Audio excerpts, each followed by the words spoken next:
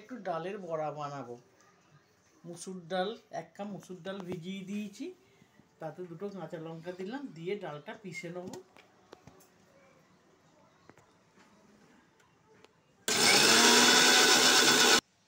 এই যে আমার ডাল বাটা হয়ে গেল। এবার আমি একটুখানি গরম মশলা দেবো,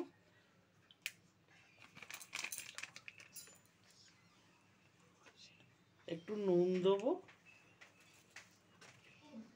একটু হলুদ, একটু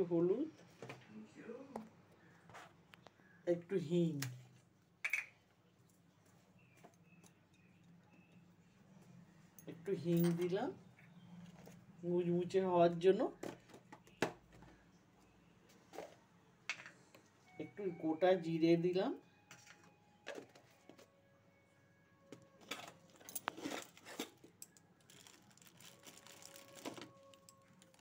আর একটু খাবার সোডা দিলাম, 1 চিমটে খাবার সোডা দিলাম। দারুণ হবে, খুব মুচমুচে হবে। একটু ফেটিয়ে নিতে হবে ভালো করে। হ্যাঁ, আরেকটু ভুলে গেছি, একটু মিষ্টি, সামান্য মিষ্টি দিলাম।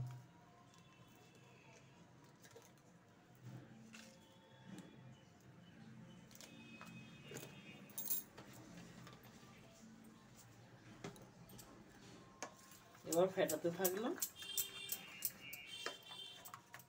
ভালো করে ফেটিয়ে নিলে খুব দারুণ ফুলবে। তো কাঁচা লঙ্কা বেটেছি, একটু গুঁড়ো লঙ্কা দিয়ে দিলাম। হ্যাঁ, আমি কড়ায় তেল গরম করতে দিয়ে দিয়েছি, ততক্ষণ একটু ফেটিয়ে নিচ্ছি ভালো করে।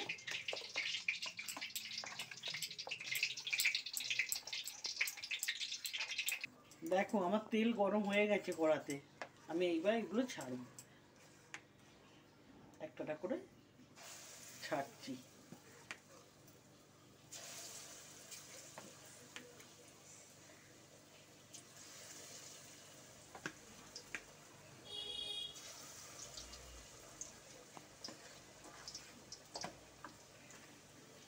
দেখো আমার ডালের বড়া হয়ে গেছে।